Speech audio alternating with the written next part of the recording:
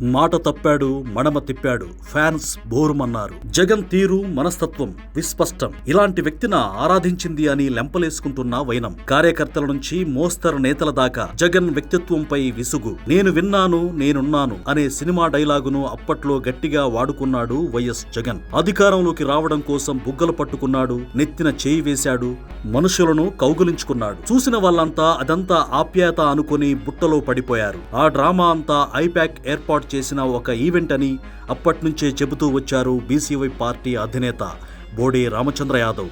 అయినా సరే జగన్ ను అర్థం చేసుకోలేక కొందరైతే దేవుడిలా ఆరాధించారు, బట్టలు చించేసుకున్నారు, సొంత డబ్బులు ఖర్చు పెట్టారు, ఏదో వెలగబెడతాడని ఆస్తులు అమ్ముకొని మరీ జగన్ ను ముఖ్యమంత్రిని చేశారు. చివరికి బీసీవై పార్టీ అధ్యక్షులు బోడే రామచంద్ర యాదవ్ చెప్పిందే జరిగింది. నమ్ముకున్న వారిని నట్టేట ముంచే రకమని తేలిపోయింది. దానికి సంబంధించి కొన్ని సాక్ష్యాలు, కొన్ని ఉదాహరణలు చెబుతున్నారు కూడా. అయినా సరే ఇప్పటికీ జగన్ నిజ స్వరూపం ఏంటో తెలియని వాళ్ళు జగన్ అంటే పడి చచ్చిపోతుంటారు. కానీ జగన్ అసలు రూపాన్ని ఇంకొన్ని ఉదాహరణలతో చెబుతున్నారు బోడే రామచంద్ర యాదవ్. నా అనుకున్న వారిని వదిలేయడంలో Jagan the separate track record. తన కోసం పనిచేసిన వారిని సైతం వదిలిపెట్టేయగలడు. లిక్కర్ కుంభకోణంలో మిథున్ రెడ్డి అరెస్ట్ అయితే కనీసం చూడ్డానికి కూడా వెళ్లలేదు. పోనీ బెయిల్ పై వచ్చాక అయినా పిలిపించుకుని మాట్లాడి ఉండాల్సిందిగా అది చేయలేదు. మిథున్ రెడ్డి తండ్రి పెద్దిరెడ్డినైనా మాట వరుసకైనా ఓదార్చాల్సిందిగా అది లేదు. ఇక మాజీ ఎంపీ నందిగం సురేష్ విషయం. జగన్ వెంటపడి తిరిగాడు. ఏదో నామ్కే వాస్తుగా జైల్లో ఉన్న నందిగామను కలిసొచ్చారు జగన్. ఆ తరువాత కన్నెత్తి చూస్తే ఒట్టు. నందిగాం సురేష్ దగ్గరికి మనిషిని కూడా పంపించలేదు. ఇలాంటి వ్యక్తి కోసమా కష్టపడింది అని తెగ బాధపడిపోతున్నాడు నందిగం.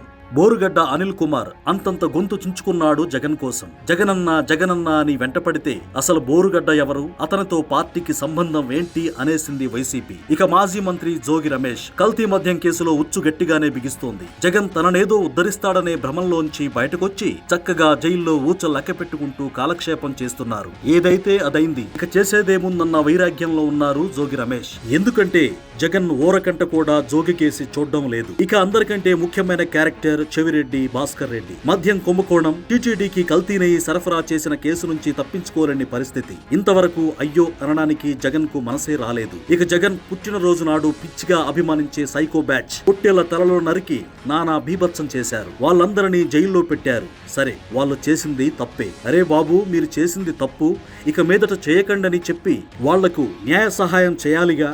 వాళ్ళని కూడా వదిలిపెట్టేశారు. అసలు జగన్ కోసం పనిచేసి జైల్లో ఉన్న వారికి వైసీపీ తరపున న్యాయ సహాయం అందుతోందో లేదో కూడా తెలియడం లేదు. ఎవరి కర్మకు వారిని వదిలేశారు జగన్. తన కోసం అరెస్ట్ అయిన వారి గురించి కనీసం పల్లెత్తు మాట కూడా మాట్లాడడం లేదు జగన్. తనకు తీరిక దొరికినప్పుడు, గుర్తొచ్చినప్పుడు హెలికాప్టర్ వేసుకుని తాడేపల్లి ప్యాలెస్ లో దిగినప్పుడు అప్పుడు మాట్లాడతాడు కాబోలు. సో ఇది జగన్ మనస్తత్వం.